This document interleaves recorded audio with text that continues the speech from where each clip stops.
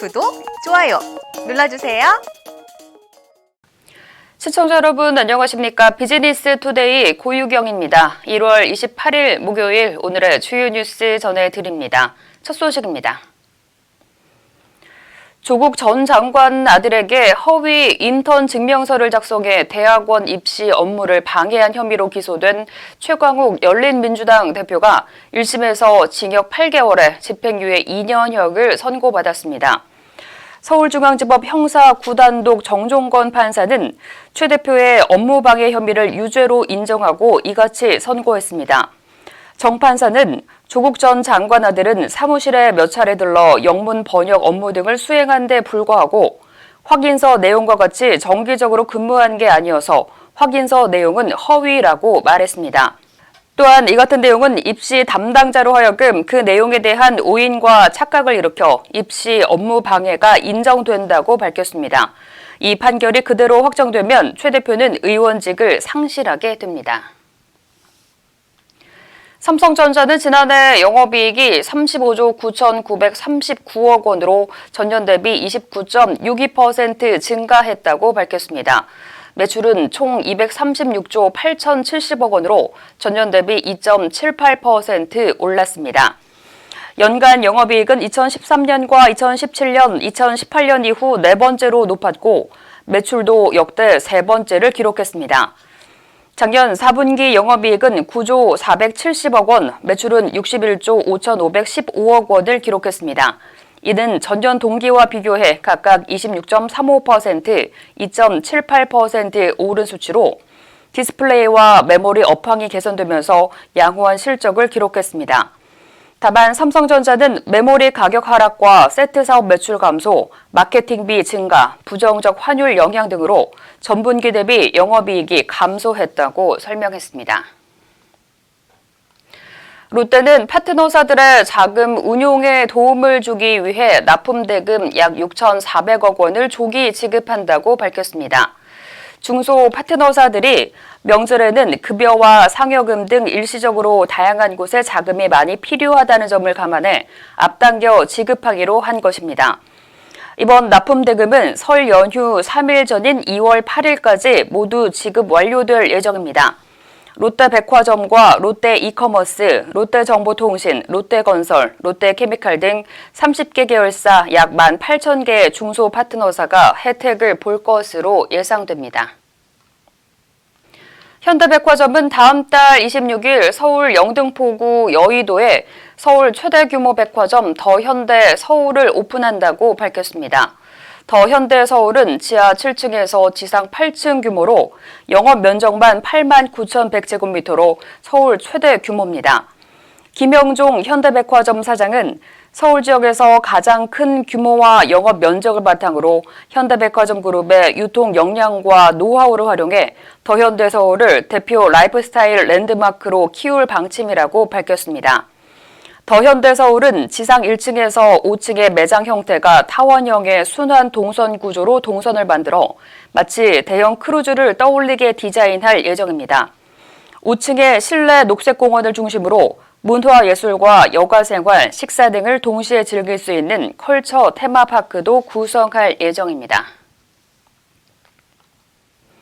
투자 전문 회사 SK 주식회사가 첨단 소재 분야 핵심 영역이자 전자기기, 전기차, 수소차 등의 필수 부품으로 시장 수요가 폭증하고 있는 실리콘 카바이드 전력 반도체 시장에 진출합니다. SK 주식회사는 차세대 핵심 부품 소재인 SiC 전력 반도체 분야의 국내 생태계를 육성한다는 목표 아래 예스파워테크닉스에 268억 원을 투자해 지분 33.6%를 인수했다고 밝혔습니다. 2017년 설립된 예스파워테크닉스는 SiC 전력 반도체 생산 체제를 갖추고 있는 유일한 국내 기업으로 자체 특허 23건을 확보하는 등 독보적인 기술력을 확보하고 있습니다.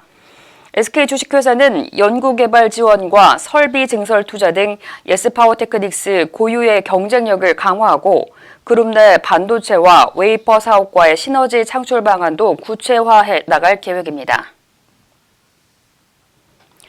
한화시스템이 SK텔레콤과 한국공항공사, 한국교통연구원과 함께 에어택시 등 미래 도심 항공교통 사업 모델을 개발합니다.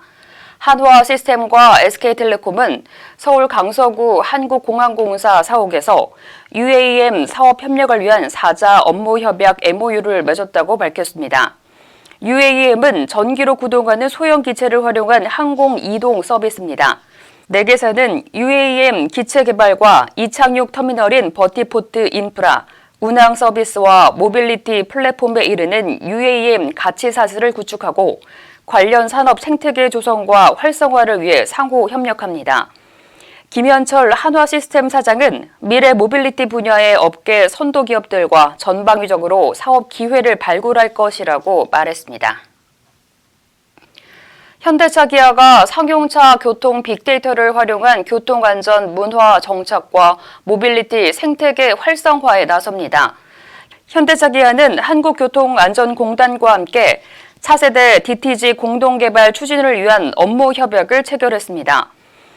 한국교통안전공단 회의실에서 진행된 MOU 체결식에는 현대차 기아 권효룡 모빌리티 플랫폼 사업실장과 한국교통안전공단 조경수 교통안전본부장 등 관계자들이 참석했습니다. 현대차 기아는 향후에도 한국교통안전공단과 함께 상용차 운행 데이터를 금융사와 물류 솔루션 업체 등 다양한 사업자에게 제공함으로써 모빌리티 서비스 생태계 활성화에 기여하고 스마트 모빌리티 솔루션 기업으로의 전환의 박차를 가할 계획입니다. 정년 퇴임을 하는 의정부지검 중요경제범죄조사단장 이종근 검사가 불륜을 저지른 이도 검찰개혁을 핑계로 댄다는 검찰개혁 과잉의 시대라며 거짓과 요설이 횡행하는 나라를 정상으로 되돌려 놓도록 노력해야 하겠다고 밝혔습니다. 여권이 주장해온 검찰개혁의 허구성을 비판한 것으로 이 검사는 법무부와 대검 근무를 하지 않고 18번 지방 부임지를 옮겨다니며 주로 형사부 근무를 해온 것으로 알려졌습니다. 추미애 전 법무장관이 임기 내내 우대하겠다고 강조한 형사부 검사입니다.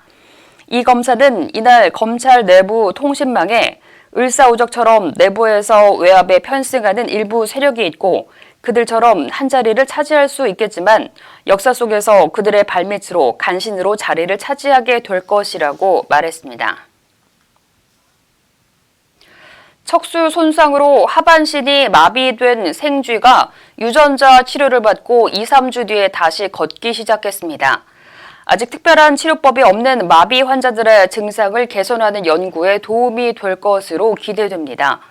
독일 보훔루르 대학교 연구진은 척수가 손상된 쥐에게 특정 단백질 생산을 유도해 신경을 재생시키는 데 성공했다고 지난 15일 국제학술지 네이처 커뮤니케이션에 발표했습니다. 연구진은 새로운 접근 방식을 통해 미래에는 사람에게 적용할 수 있는지 그 가능성을 확인해 보겠다고 밝혔습니다. 이상으로 오늘 비즈니스 투데이를 마칩니다. 오늘도 함께해 주신 여러분 감사합니다.